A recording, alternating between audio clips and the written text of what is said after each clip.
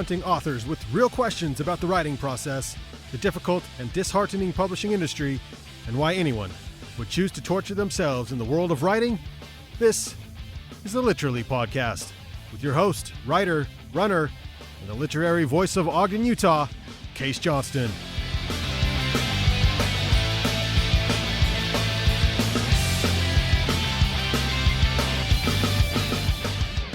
Exposing literature, the authors, the business, the process. The Literally Podcast.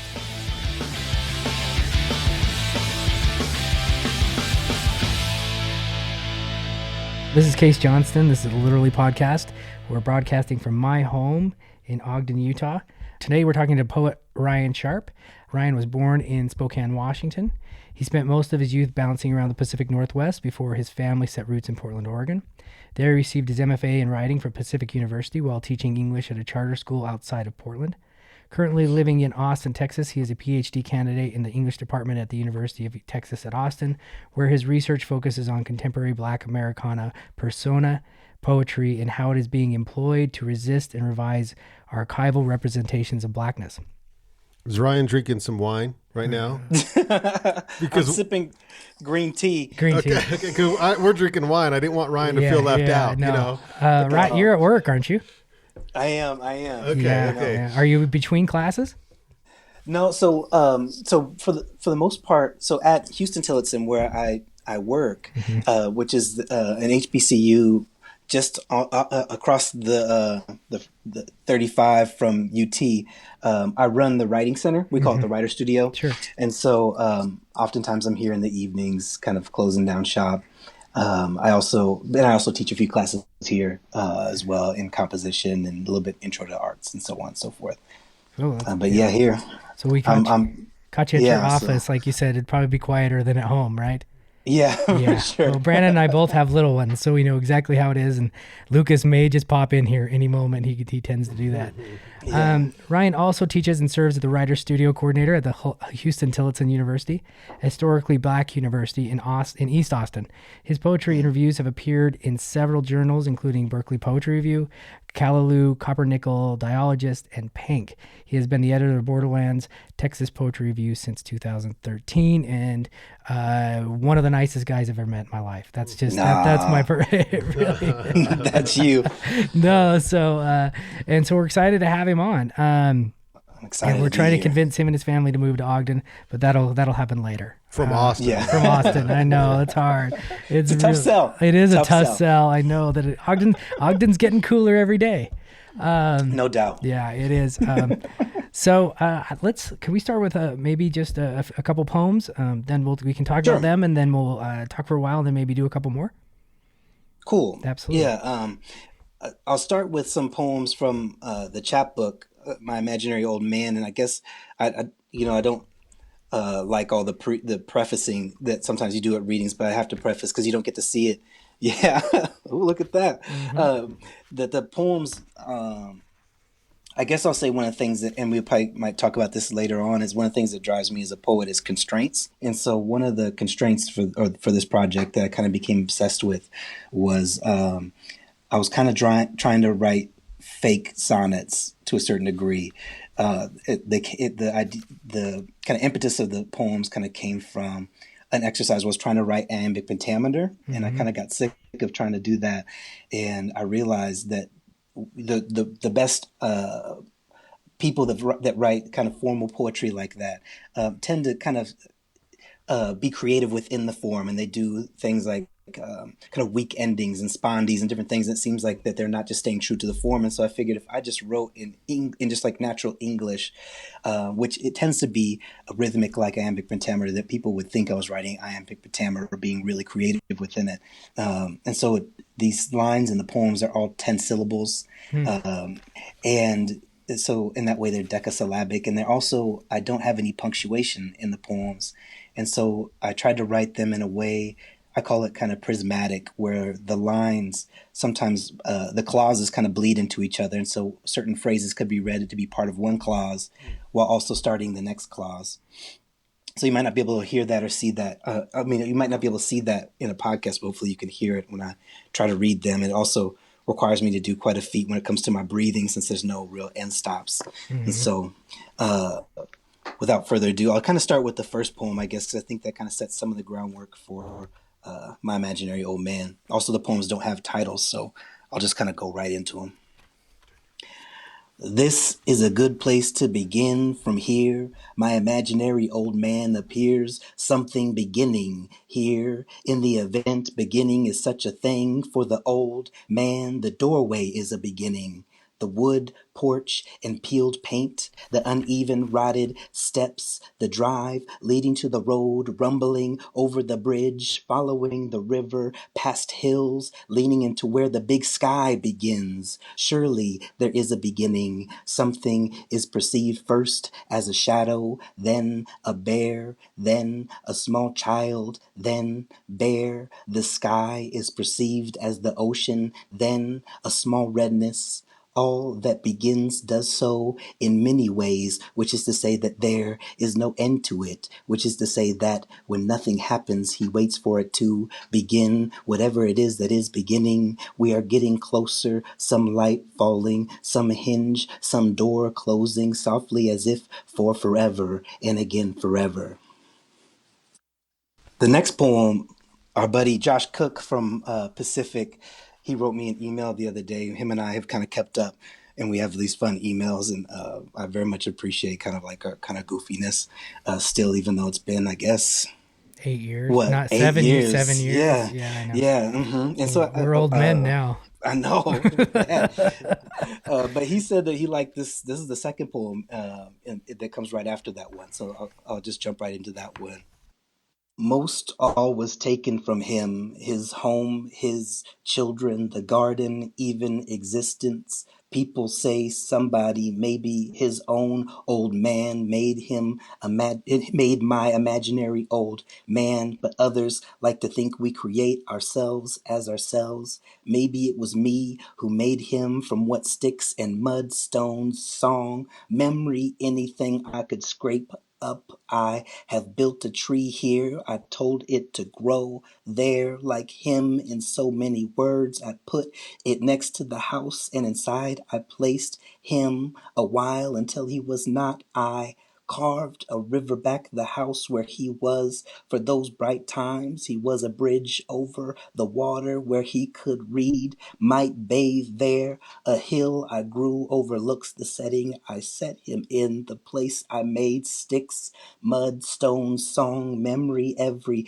piece I made. A thought comes to me here that he may have made me make it this way, or it was made through me in some way. The tree is for me, so I might know what he looks like, a tree.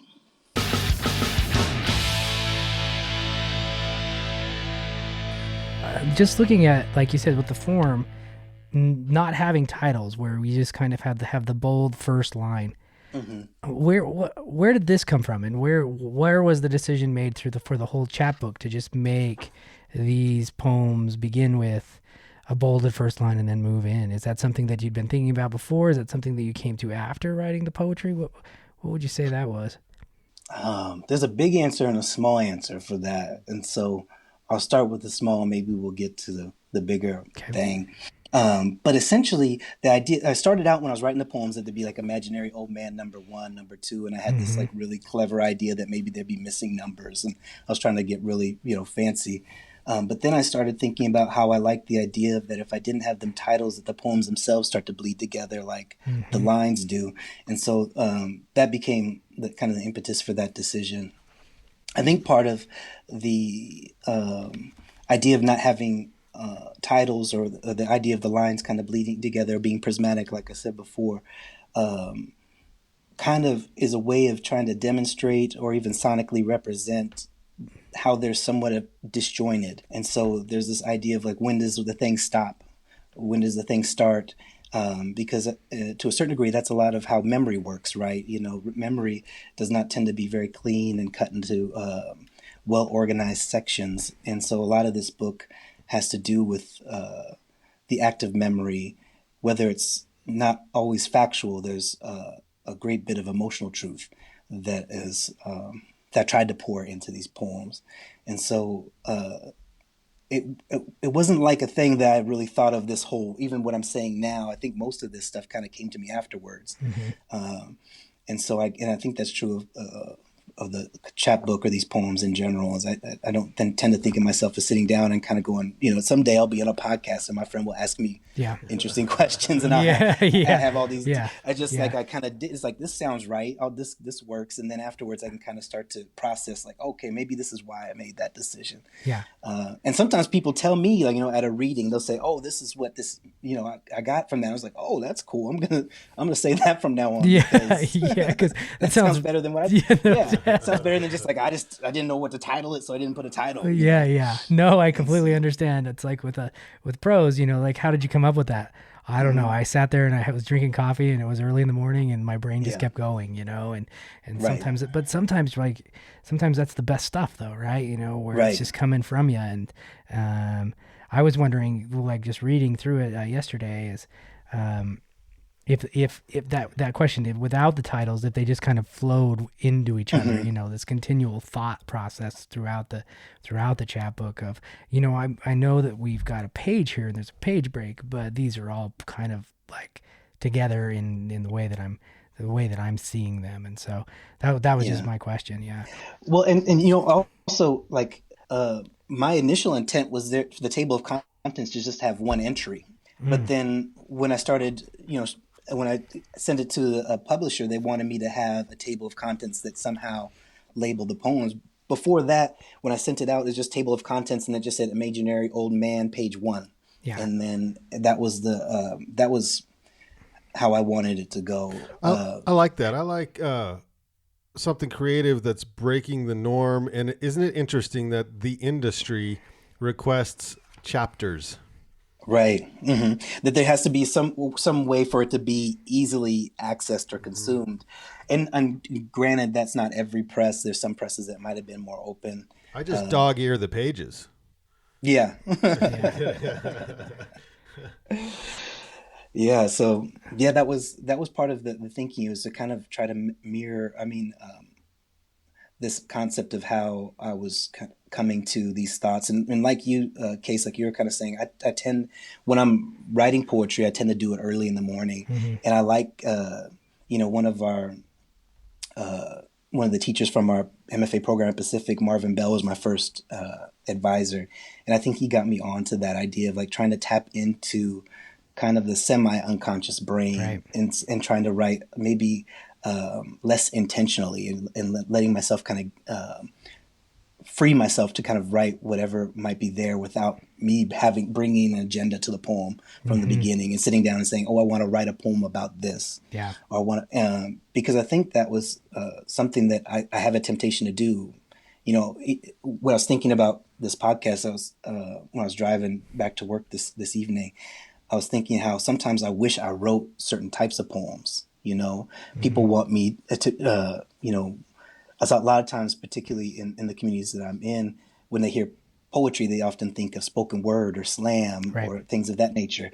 And sometimes I want to write those poems. It just isn't what comes out. Yeah. And if I were to sit down and say, I'm going to write a slam poem, it would be awful, and where I sit down and say, I want to write a poem about this social issue or things like that. Sometimes I can crank it out, but most times it comes off as trite and cliche and overly intentional. And so I try to really get out of the way of whatever is wanting to get onto the page by trying to be as sleepy or as out of it as possible while I'm writing.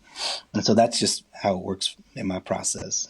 Yeah, I couldn't agree more. I mean, I'm the same way. Like if I try to write, even if I've had to interact with people for a couple hours, it's gone. It's that morning where it's, barely there. And that's the best stuff that comes. And it's stuff that you look at, and you probably know this, stuff that you look at a year later and think, I don't even remember writing that. It was like, but that's kind of nice stuff, Yeah. Mike, I wanted to talk about if your current research is informing your poetry now. But that was my next question. But you kind of answered that in the sense of when you sit down to write poetry, you're not trying to make any connection that isn't authentic or isn't kind of that isn't organic. But does it influence it, or I what think you're no, writing now? yeah, I think particularly like there's kind of thinly veiled like theoretical concepts in some of the poems that are things that I'm probably consuming as a grad student or as a scholar. Um, but the interesting thing, like I think seems like it would be, it would make sense for me to be doing research because my research is on contemporary Black American persona poetry Mm-hmm.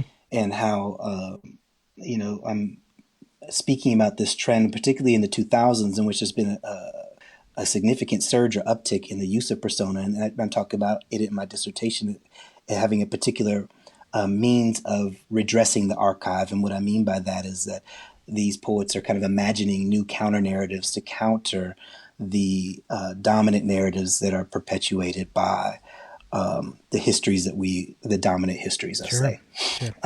And so that's one thing, but then I don't tend to write very many persona poems, at least things that are readily identifiable as persona poems. But Mm-hmm. then even this idea of creating this character of the imaginary old man, he's not a real character, but he's more kind of like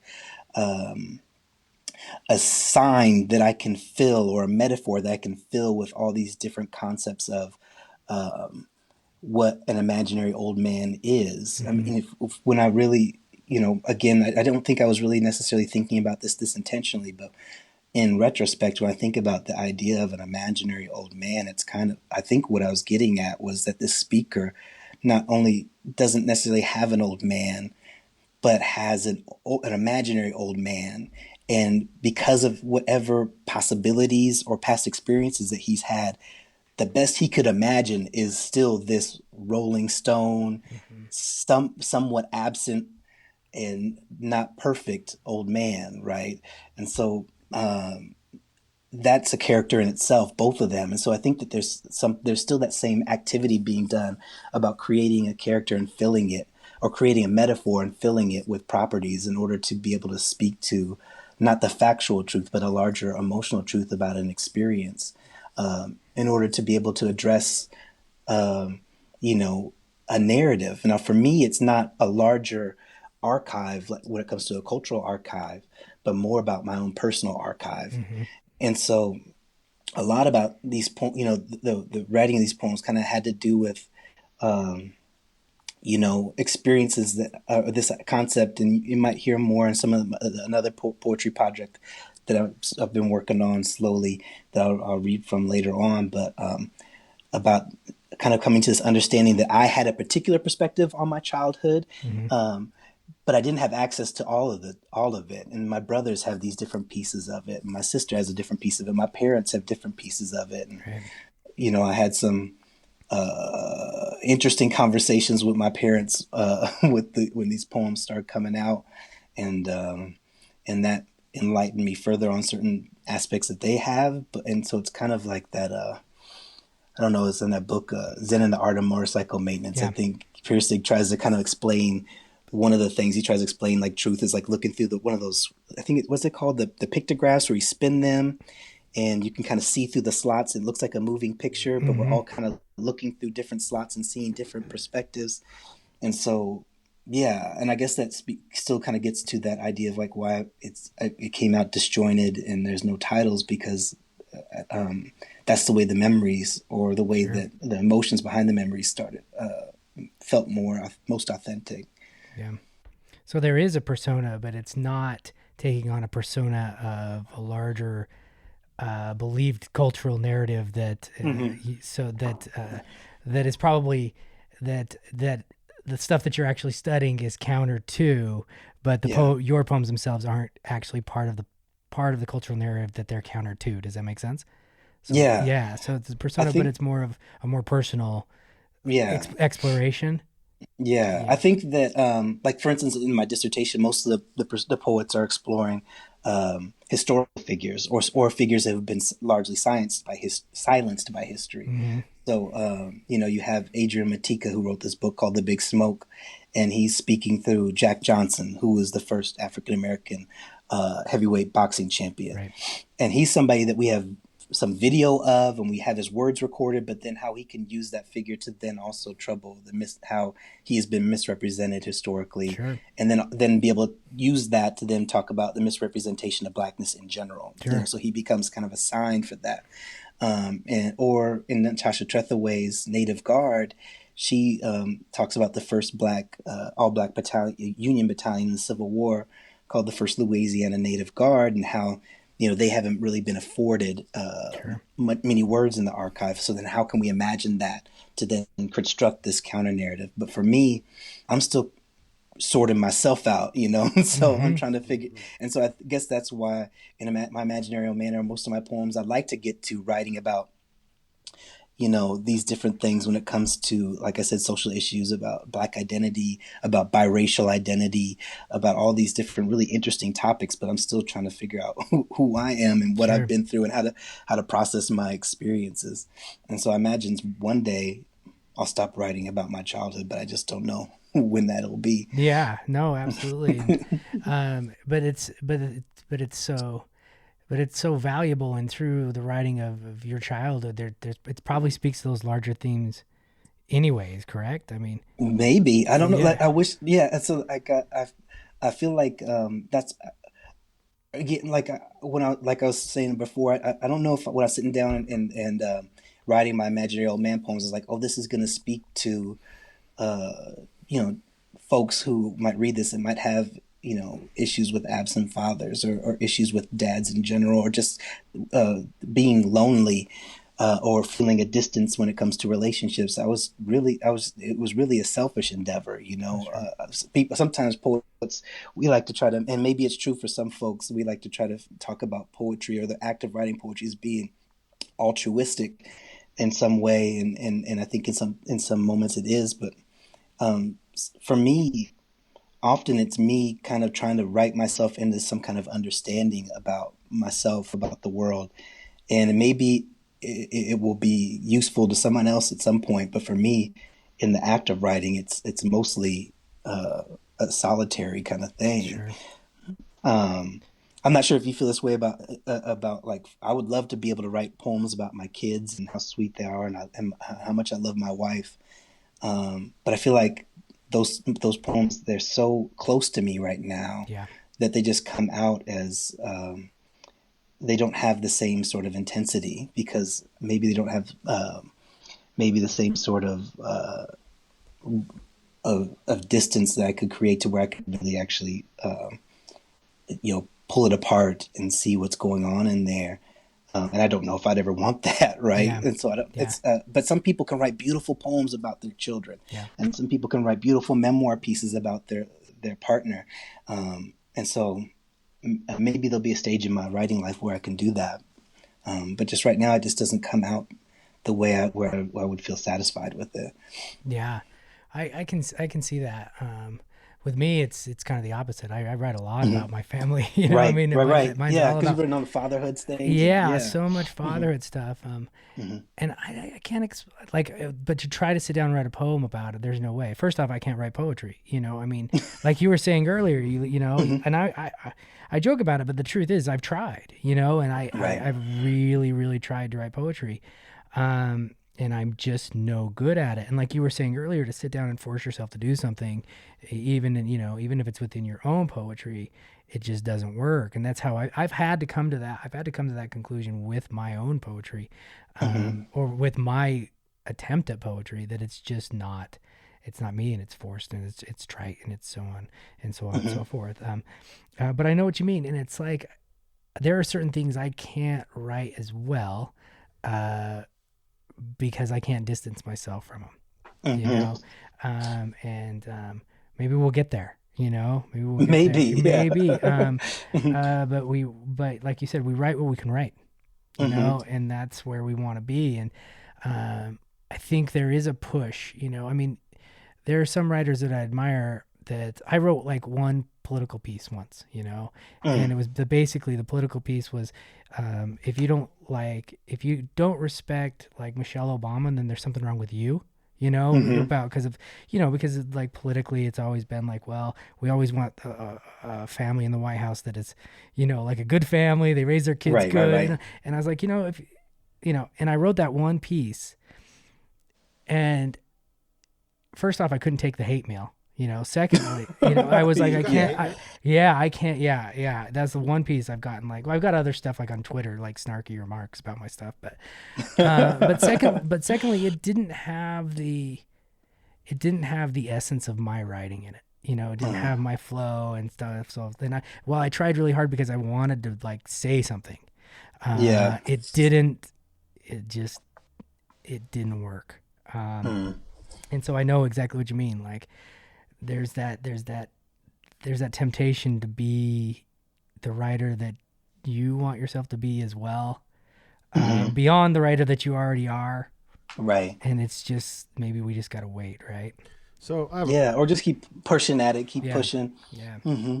I have a question. And do you think, because I'm thinking of like when artists collaborate, hip hop artists, or even back in the day when, was it Run DMC who collaborated with the Beastie Boys? Was that? Yeah, and Aerosmith.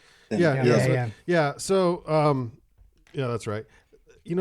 And so the musicians do it all the time, but where you're still exploring yourself, and in case, you mentioned you have a hard time writing the poetry part, do you feel like, writers will ever collaborate on a particular book? They collaborate in the movies, they collaborate on storylines, but like a poetry book, is it possible for poets to collaborate and write a book, a cohesive poetry book or something? Yeah, I can't pull examples off the top of my head right now, but I know that's already happening, where poets collaborate and write some kind of theme project, or work together and sit down in rooms. Or I know Marvin Bell has had books that are published, basically with his correspondence with other poets, and then there's poems that are being constructed together. There's collections where the collaboration isn't necessarily poet to poet, but visual artist and poet, and they work on some kind of ekphrastic poetry kind of deal. So I think that there's opportunities for, and then also, you might think about how anthologies serve that purpose to a certain degree, or literary journals serve that purpose to a certain degree, and place these texts within conversation with each other, just by simple nature of their proximity next to each other. And so I feel like that happens in very direct ways when it comes to the partnerships. But then also I feel like that happens also, just in the construction of a canon, in the construction of a literature, that these things are in conversation with each other, and either are affirming certain aspects or themes, or resisting certain aspects or themes. And so, yes is the answer. Yeah. I'm just curious. Yeah. Yeah. When it comes to the chapbook, are you done with this part of your poetry life with the Imaginary poem, Old Man poems? I don't know, because I think the way that I tend to be, at least the poet that I've kind of become, it's interesting because I was doing a lot of thinking before the podcast, and thinking about like the kind of poems that I was writing when we were going through Pacific together, and doing, those like fun, readings and things together. And where certain people just wouldn't sit down. One of those. Yeah, there was that. There was always that. I think the reading etiquette comes in the third semester. Yeah. But so the poet that I am now is I tend to be kind of, I mentioned being interested in constraints, and that definitely came from my Pacific time. When I was there, me, and I'm sure if you remember Jan Batiglieri. Oh yeah, absolutely. Great poet. Yeah, one of my favorite poets still, and one of my favorite people. Her and I and Autumn Sharp and a few other poets that kind of were did it kind of relatively religiously. Brandy Herrera. We had a constraint group, and monthly we would send out like assignments to each other. Jaden DeWald also, he was a really interesting poet. And we would just say, do crazy stuff. And we got this mostly from being advised from Marvin Bell again. Right. It'd be things like include a song title in your poem, right? It has to be more than 10 lines, and you have to use the word flatulence in the poem, Yeah. or you have to include a movie title or something crazy like that. And so Yeah. I found that was another way to kind of get myself outside of being intentional, is I had to kind of perform these weird feats. And so I tend to do that, and then I become obsessed with it. And Yeah. for the Imaginary Man, it was this decasyllabic or 10-syllable line thing, Yeah. and the lack of punctuation. And then I couldn't write really anything else. And first, I would sometimes try to write something else, but this is what would come out. And I feel like I've started writing other types of poems, Sure. but I've been thinking about. I haven't been writing a whole lot of poetry while I'm doing the dissertation, because that morning time that was usually reserved for the reading and writing, particularly for I think for us fathers of young children, Yeah. you have to find these pockets of time where you can kind of steal away, where you're not stealing too much time away from the family. And for mine, it's the morning. I kind of follow that William Stafford model where I try to get up early, but that's been kind of, my dissertation's kind of become the succubus kind of sucking up the energy from my poetry writing. But not to say that I don't love the dissertation, just kind of don't have that poetry time anymore. But I think when I get done with the dissertation, I hope to either maybe continue writing more of these Imaginary Old Man poems, or writing more poems in this other project that I'm working on called The Three Brothers, and maybe trying to put together a full manuscript, or maybe I'll just write something completely different. And so that's kind of the dream, that once I'm slated to graduate or finish my dissertation, defend it this summer. Okay. And so I have these big plans that I'm going to dig back into my poetry life as a writer in a few months. Yeah. Yeah, you're right. I mean, especially you explained it so well with being a writer with a family. And if you miss that little time, you're not getting it back. No. And it's okay. I mean, that's the thing. I mean, I wouldn't give up my afternoons with my boy for anything in the entire world. No. And even writing, and and it's interesting that you say that, in the sense that, do you think that with your dissertation, with the research that you're doing, do you think that your brain is somewhere else right now, in the sense of the way in which, I mean, I'm guessing you're doing a lot of theory, right? Right. And so do you think that, do you think that it's hard to make that switch when you're when you're looking at things theoretically, to going and doing something creatively, right, throughout that? I mean, how long have you been working on your dissertation, first off? I guess a couple years now. Yeah. My dissertation really is an extension of the master's thesis I did at Pacific. Okay. My master's thesis was on Black persona poetry, so that's when I started to kind of scratch at it. Sure. I don't feel like, so the way that it works for me, and some people feel like they're different beasts, but for me, I feel like it's all part of the game. Mm-hmm. And so even though I'm writing I'm writing from a scholarly or critic's position about poetry, I still feel engaged in poetry. I feel the same way about editing too. That those activities have still kept me, I guess, engaged in the act of poetry. And so I don't feel like, when I'm finished in July and I sit down for that first morning where I can just focus on something other than my dissertation, I don't feel like my poetry legs will be wobbly. Sure. I feel like I've still been working that muscle, mm-hmm. and it still feels creative. Even though I'm writing scholarly prose, it still feels, I still try to make it poetic in some way, whatever that word really means, sure. with some kind of music and some kind of rhythm and some kind of aesthetically pleasing aspects to it, beyond trying to be smart. Mm-hmm. So for me, it feels like it enriches, and that's part. I initially started applying to creative writing PhD programs, but with my family being rooted in Austin already, I got accepted to University of Nebraska in Lincoln. I was excited to work with Kwame Dawes again. Sure. And we even did like a road trip up to Lincoln, and they gave me a little bit of time to think about it. And then that time I also got accepted at UT. And first I wasn't sure about kind of doing the literary scholar angle. But once I really thought about it, I started realizing that like this still deepens my poetry, and I think that comes out in some of the way I've edited some of the poems that I had written previously, or the new poems that I've written, because I have more language to deal with. Sure. I have more thoughts to deal with. That the way that I was approaching these ideas has more, or the way I am currently approaching them has more depth, because I have more access to thoughts and language and sound that I wouldn't have had if I was just studying craft of poetry. Sure. Okay. Speaking of that, should we listen to a couple new ones? Are these new? Or these are post? The newer. New. But are they post my old imaginary old man? Yeah. So. These ones also have a constraint. I already told you they're kind of Three Brothers poems. They all they have punctuation, they have titles, but this time the constraint kind of comes from like a repeated pattern.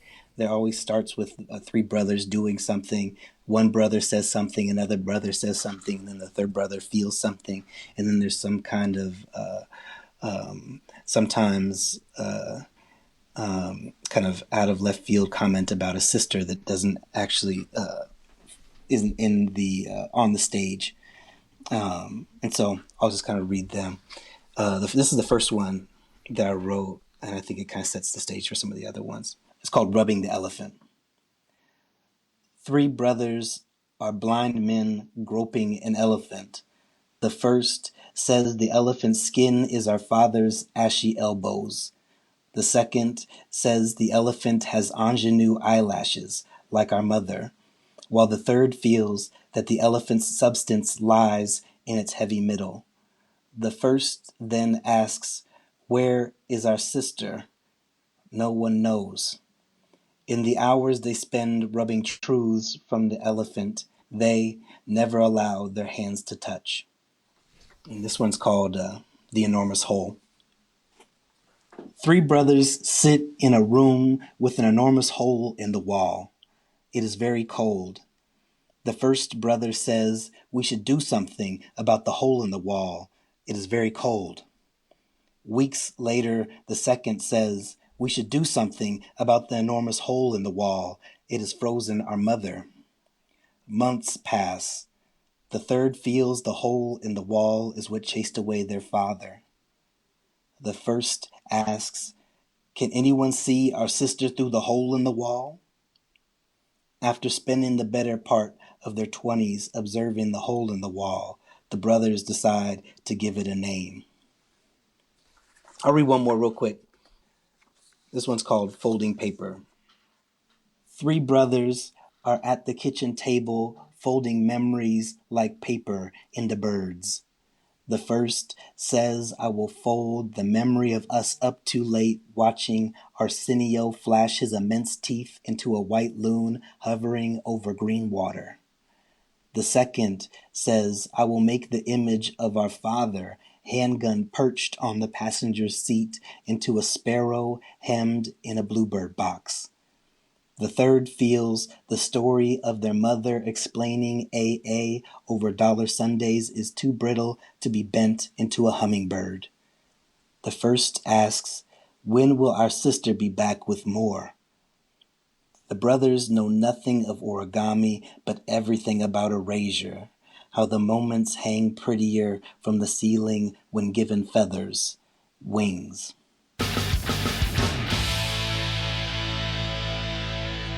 Thanks, man. I don't know about you, Brandon, but I'm in love with your Three Brothers poems. Yeah. I really am. I mean, Brandon and I are sitting here looking at each other like, whoa. Yeah, I mean, these are... Whoa. Yeah, those are really spectacular. Thank you. Where are you with that collection? Are a few of these out, or what do you? Yeah. So some of them have been published in various places. Copper Nickel. Oh yeah, it's a great place. Pank, Dialogist, I think, was one. One of them was the Illinois. I think they ran Imaginary Old Man poems. So I can't remember exactly all the places, but yeah, I've been lucky to place most of them. And I have about, with that collection, I have I don't know, maybe about 6 or 7 of them so far. It's a little bit slower writing, even before I was doing the dissertation. I think they're a little bit more methodical in the way that I craft them, whereas I can let the Imaginary Old Man kind of runs wild. Yeah.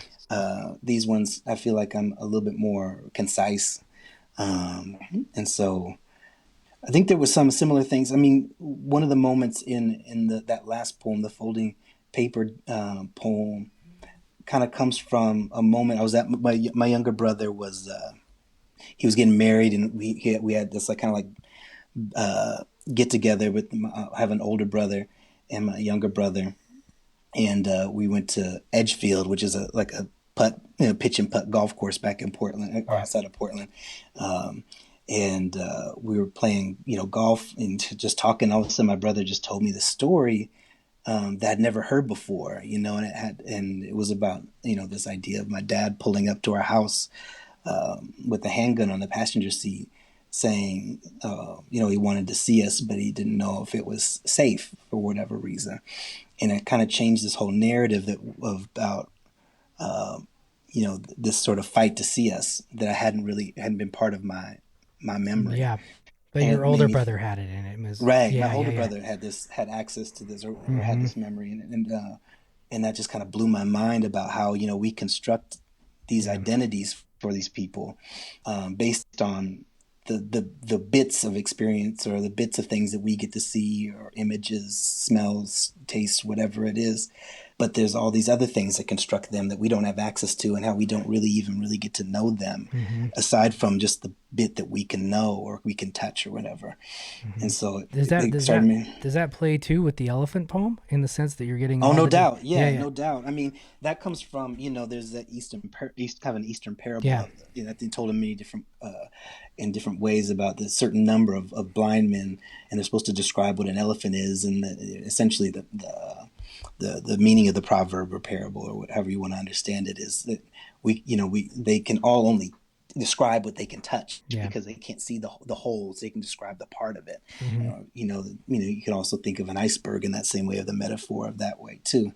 This idea of like how we all have we have this shared experience, but then we all have very different experiences as well, that kind of work to construct our own identities, or how we see our childhood, how we see our parents, how we define our family, and then how that's affected us all as fathers, now that we're all fathers, and my sister's a mother. And she was older than us, and so she has a whole other story, because by the time I was not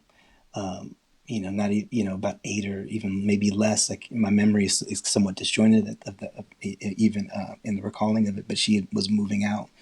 And so she has a whole other story and experience with my parents that, as adults we've talked about, but as a child, I just knew all of a sudden my sister wasn't living with us. Yeah. Yeah, it's really interesting. And you kind of opened up something that we were talking about earlier, this idea of writing about family, in the sense that I've stopped writing about my parents and my brother, because I wrote about them in the memoir, or in the book, and some pieces during my MFA thesis that got published. Yeah. And I ran into that idea of, we didn't see it that way. That's not how it happened. And I wonder now that we're talking, is if I write my family stuff with my wife and my son, it's kind of a safe zone for me, because my wife and I construct those memories together. And then not only do they happen, I'm guessing when we talk about them later, we're constructing them as how we want to make them a family memory.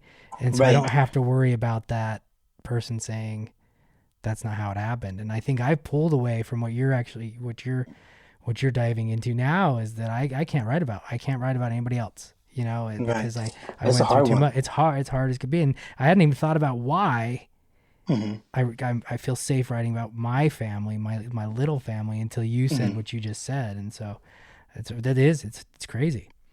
I guess the way the conversation has gone with for me has been, of course, your perspective is different, but that doesn't allow me access to my truth, and so it's interesting, because like when I talk to some of my mentors, they have varying experiences with writing about family. For instance, Kwame Dawes' first book was talking about his brother's disabilities. mental and emotional disabilities. And he found it interesting. I think this was true of me too, that like the things that his family took issue with weren't the things that he was afraid of them taking issue with. It was like this other thing you wouldn't even have conceived of them being having issue with. And I think the same was true for me as well. And I'm glad that I wrote the poems, not only just because I like writing poems, but because I think it sparked interesting conversations, even if it means that creates some tension. In some cases, a great amount of tension. Sure. But I guess I'm hard-headed in a certain way, that because there's, to me, it felt like it was the only way for me to address, the elephant in a room, if you will, because I didn't really know if there was really an opportunity for me to say some of these things. And maybe that's a cop-out, I'm open to that, because maybe I didn't have the strength, or I didn't have the words to go and say certain things to certain people. And so the poetry was the vehicle for me to be able to give words or put voice to that. And, to me, and that's where, I don't know, I was just having a conversation with one of my teachers earlier today, and we were saying that, sometimes as poets we try to think of ourselves as nonfiction, but really we're closer to novelists, is what he was saying. And I think even though when I'm writing about my experience, there's still fiction, right? It's not, this isn't the fact of the things. There's things I'm pulling from my experience, and even the things that I think are factual, other folks can contend with, because that's how memory works, But what I'm trying to get at is and there's certain things I've straight up fictionalized, when it comes to the Imaginary Old Man poems, I have this reoccurring image of a tree, but I moved around all the time. There wasn't ever like a real tree. I think the tree becomes like a metaphor for some sense of rootedness, But what I'm trying to get at is like fleshing out my truth. And there's a difference between fact and truth, at least in my understanding of it. And, and I'm interested more in that sort of thing, whether it be lowercase truth or a T truth or uppercase T truth. Right. And so, and so I feel like that whether or not it is, creates a difficult Thanksgiving table, that I still am afforded the right to my truth. And I try to go about that in as tactful and ethical way as I can, while also sorting out my stuff. Right. And in a kind way too, right? Kind, yeah. So that's part of it, Yeah, and you can see that in the poems, I think. I try to be fair, I think, with the speaking again about the Imaginary Old Man poems, I feel like he's a complicated figure. I don't think it's all about him I think there's moments of redemption in there, and I think there's moments of love in there. And even with these Three Brothers poems, there's things about the parents that I think are tender, and some of them are harsh. And I think that speaks to the reality of our humanity. I mean, we're not, even the epic heroes had their tragic flaws, and we all, well, I think of us as good people and fun people and good fathers. We have, we say awful things sometimes, and we do things that we regret, and we're complicated, fully, human folks. Yeah. And so to tell the part story is a little bit of a lie. No, I see all of that. Yeah. No, I mean, I think it's perfectly stated that way, and I think poetry allows for it too, to talk about the big T truth, versus the little T, and to fictionalize a little bit, and that's why it's such a beautiful form. It really, really is. And like I was saying, with Brandon, those Three Brothers poems. I mean, they're hard hitting like immediately, and so I want to. Send me where those are. Will you send those to me where they? Yeah. And I'll no doubt. What I want to do is I'll link them when we put them out. Put the podcast out too, because it's pretty awesome. Yeah. That I appreciate it. That's great. Yeah. Absolutely. So Brandon's given me the 5-minute wrap up. So like you said, you were thinking about the podcast and talking. When it comes to your poetry, where you are, what's going on with it, is there anything that we didn't cover that you want to tell people who are listening about you as a poet, about your poetry, about anything that you feel like. If this, because hopefully this goes to people that haven't heard your poetry, who don't know your poetry well. Maybe speak to them in a sense of you as a poet, or anything else you wanted to think about. Yeah, I guess that's a difficult question because I'm still, like I said, I still think of myself as a baby poet, Sure. I feel Um, the same way. yeah, Not about you, and about me. Yeah. oh, okay. Yeah, Appreciate I that wasn't talking. clarification. Well, Brandon laughed as if I was making a joke, and I wasn't making a joke. I was saying I feel the same way about my own writing. Yeah. Yeah, and so I, I don't know. Like, I think sometimes, particularly, I'll get this question every once in a while. And people find out I'm a poet because it's always like an interesting thing, particularly like folks that are not in the poetry community. They want me to somehow define my poetry, Sure. and they're usually that when just like anything, when I say the word that I'm a poet, they immediately what comes to mind is whatever they've experienced. Sure. When it comes to poets. Yeah. So for a lot of them, it's like old dead white guys like Sure. Whitman or something Emerson like or that. something. Yeah. Yeah. And so they go, well, this, you don't have like that long white beard and you weren't born, centuries ago. So then I don't fit that definition. But then others, like I was saying before, in some of the communities I'm more in touch with right now, that they want to, they think of poetry as, more readily access poetry through the spoken word or through slam or things that, whether it be things they've seen in pop culture, like Def Poetry Jam or what they've seen just in general at coffee shops or whatever. And so I don't know really how to define my poetry. I think one of my friends I thought was an interesting observation at a reading. She's also Sequoia Maynard. She's a classmate of mine at UT, but also serves as one of the editors at Borderlands with me. One of the poetry readers.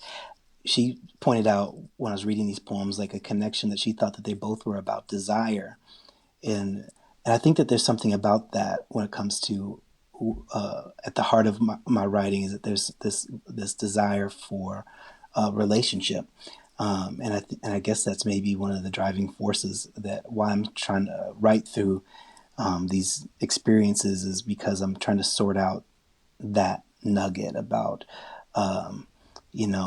Whether it be the lack of relationship or wanting to reconstruct relationships or imagine relationships. It's weird, you watch TV and you see like the families on like TV shows like This Is Us or Parenthood or whatever like that. And you kind of go, you imagine that for when you're a child. And I love my brothers and my siblings, but sometimes that's not the reality where everybody gets together for potlucks on Sundays, even though that's something that you might long for. Mm-hmm. And maybe we all long for it, but for some reason there's some thing that exists that somehow makes it so that's not how the things kind of pan out. And even when you go through shared experiences or even in some cases shared trauma, and you have that you share, there's still something that somehow instead of bonds you, keeps you in your own corners. Sure, whether it be not wanting to remind yourselves of these things, or maybe because of our own protection of our own time, or wanting to just kind of be insular with our own nuclear families. And so I don't know if this really answers your question, but it's something that I'm kind of I guess when Sequoia said something about desire, it struck a chord in me about like maybe that's what I'm trying to do is in a cheeky way, I'm a poet of desire, I guess, that, but not in a sensual fashion, but more in a seeking of familial or some kind of bond, or trying to imagine it or construct it, or like I said, piece it back together. Yeah. Yeah, and also, I guess I don't know. I guess I also like to think of myself as a poet that plays a lot. Even though I would like to write a funny poem, none of my not many of my poems when I do a poetry reading, it's all kind of there's not really the fun poem I could throw out and gets everybody like, he said something about something goofy or whatever. I'd like to do that, but yeah, I think that I like to play around with form. I like to be, even though wouldn't classify myself as like an innovative or experimental poet. I like to experiment in my own way. Yeah. Ryan, Case, too. You guys are welcome to my family Sunday family dinners anytime. No, we have some, Yeah. I have some, I shouldn't pay it, but like, we still get together. I get together with some family, but it's just not, I guess is what I'm getting at is that there's still some distances and some things, some gaps and things. Yeah. But yeah, I appreciate it. I mean, it depends on what y'all serving, but whatever you want. Yeah. No, I can tell by Brandon's body language, this has been a very enjoyable podcast for you. I mean, I guess. So Ryan, thanks so much for joining us. I'm so glad we had you on.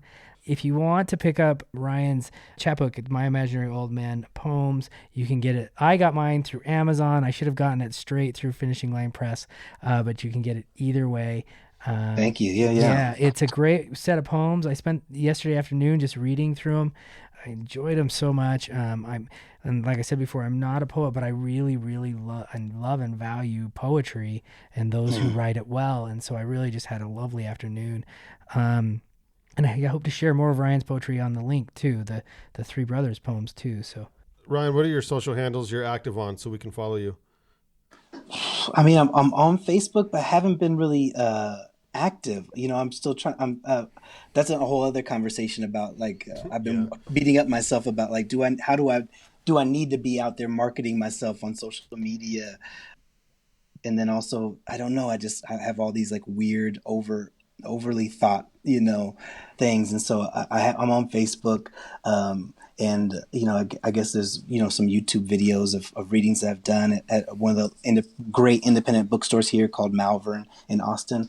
But I mostly, I guess, you can Google me, and I'm still working out the Facebook thing and what I'm gonna do about that. But hopefully at some point, and I also have Borderlands, the journal that I edit. But at some point, hopefully I'll have some more poems that I can put out there in the interwebs, or even better, a printed book once I get that all situated.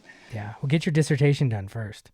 There's that. There's this gigantic thing that. I almost forgot. You got to get that done. Well, I mean, let us know. Keep us updated. I mean, when that next book comes, we want to talk again. And if you come to Ogden too, man, we got to hook up and have a beer or get coffee or have dinner. I'd love to do that anytime. We'll bring Brandon along too. He said he'd pay. That's his way of saying done. Yeah. No, Ryan, it's great to see you. It's great to talk to you. Well. I mean, I love your work and I always have. And same Brian, here. Ryan talked briefly about how we used to have those poetry readings after a long day of school and other readings, and it was always a treat to hear Ryan read, and so that's why I reached out in the first place. I'm honored. Thank you very much. We're just glad to have you. This is Case Johnston. This is the Literally Podcast. We're podcasting from my home in Ogden, Utah, where we're trying to get Ryan to move to. Thanks, Brandon, for everything you do, the Banyan Collective, and we'll talk to you soon. Thank you. Awesome.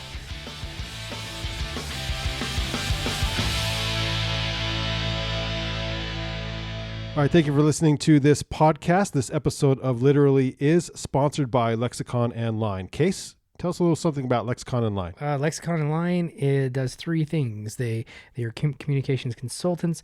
They teach professional business writing and speaking courses, and they are research and data evaluation experts. And you can find everything about Lexicon and Line at lexicononline.com. Please give them a visit, and thank you so much for sponsoring this podcast, Lexicon and Line.